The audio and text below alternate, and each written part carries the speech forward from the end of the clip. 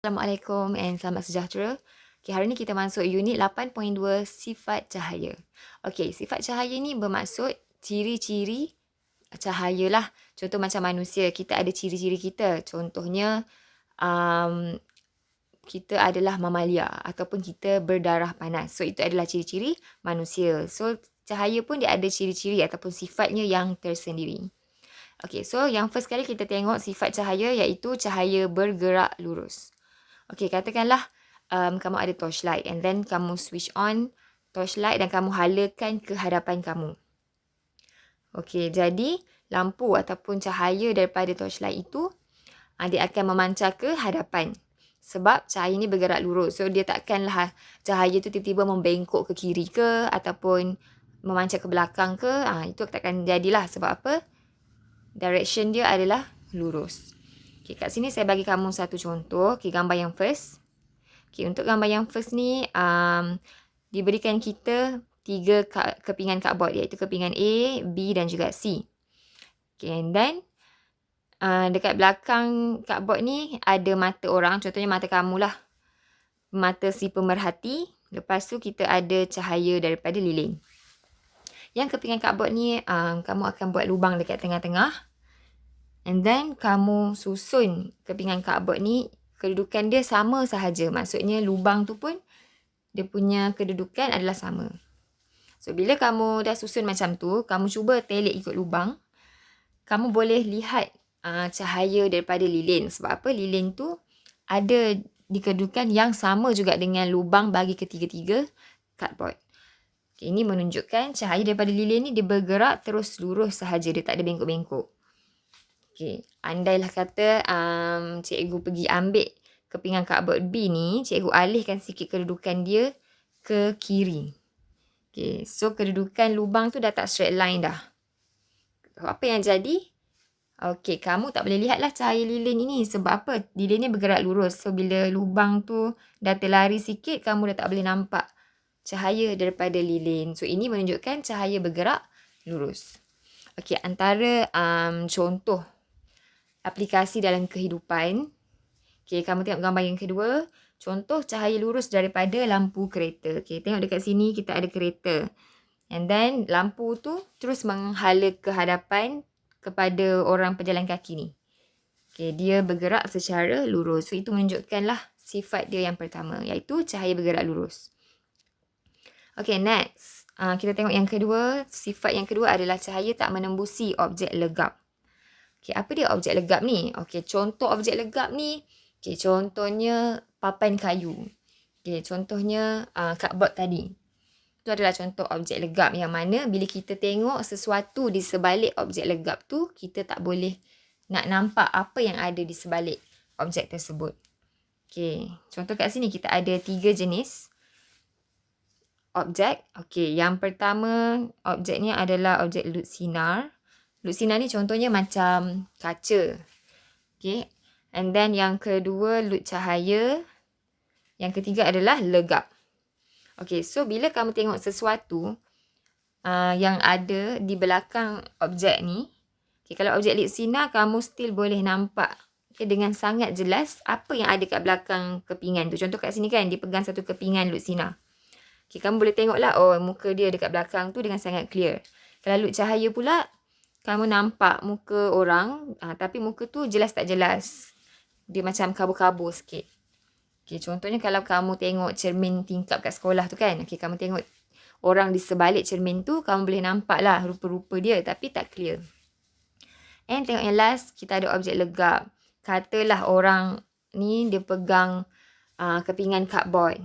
And then, kamu duduk kat tempat terang kan, bercahaya. Kamu still tak boleh nampak apa dekat belakang kepingan cardboard ni lah, rupa dia macam mana. So, ini menunjukkan cahaya dia tak boleh tembus dekat objek legap. Okay, contoh lain. Okay, contohlah kamu ada dalam satu bilik.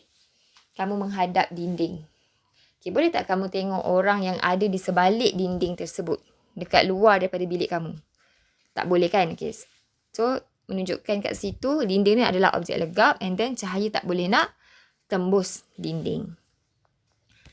Okey, bila kita dah tahu yang cahaya tak menembusi objek legap, kita tengok bawah ni. Okey, apabila cahaya dihalang objek legap, okey, yang ayat bawah, bayang-bayang akan terbentuk. Okey, bayang-bayang akan terbentuk di belakang objek tersebut. Okay, kamu mesti tahu kan bayang-bayang. Alright, contohnya, okey, gambar ini, gambar yang bawah.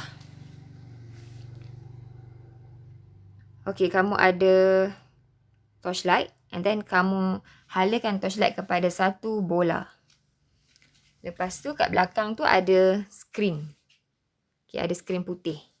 Jadi bila kamu halakan lampu, ada cahaya memancar dekat bola. So, dia akan membentuk bayang-bayang bola tersebut. Dan kalau kamu perasan, bayang-bayang dia ni, bentuk dia sama dengan bola, tapi saiz dia lebih besar. Okay, ini adalah dipanggil bayang-bayang. So, bila bola ni kan satu objek legap. So, bila kamu halakan cahaya, dia akan membentuk bayang-bayang. So, itu menunjukkan satu sifat cahaya itu sendirilah. Okay, penerangan dia kamu boleh tengok dekat bawah. Apabila cahaya dihalang objek legap, bayang-bayang akan terbentuk di belakang objek. Okay, so kita dah siap 2 ciri. And then kita tengok ciri yang seterusnya. Okay, yang ketiga iaitu cahaya merambat. Okay, cahaya merambat ni kiranya macam cahaya ni berserakan lah. Okay, cahaya merambat lebih laju daripada bunyi. Okay, ni ayat dia. Cahaya dia lebih laju daripada bunyi. Okay, macam kita nak tahu. Okay, sebagai contoh, kalau dekat satu tempat tu ada satu cahaya memancar and then ada satu bunyi. Kita tertanya-tanya yang mana satu akan datang dulu dekat kita. Yang mana kita akan tahu dulu, cahaya ke bunyi. So, kita just ingat semula keadaan bila berlakunya kilat. Okay, contoh kalau kita nak hujan kan, kawasan tu nak hujan, so kita akan melihat kilat dulu yang memancar dekat awan. Lepas tu barulah disusuli dengan bunyi guruh. So, menunjukkan kat sini kilat ni adalah cahaya. So, cahaya ni dia akan datang dulu, barulah bunyi. Okay, iaitu bunyi guruh yang selanjutnya lah. Okay, ini adalah ciri yang ketiga. Next, ciri yang keempat, cahaya boleh disebarkan. Cahaya boleh disebarkan.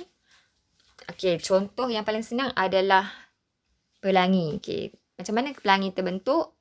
Okay, cahaya disebarkan oleh titisan air di langit dan membentuk pelangi. Contohnya bila hujan kan. Okay, so titisan-titisan air tu, dia akan menyebarkan cahaya matahari. So, daripada satu cahaya matahari, okay, ni cahaya matahari kan. Yang warna putih tu, bila dia disebarkan oleh titisan air, dia akan membentuk pelangi yang ada berapa warna? Okay, ada 7 warna. So, keadaan ataupun kejadian pelangi ni menunjukkan cahaya boleh disebarkan.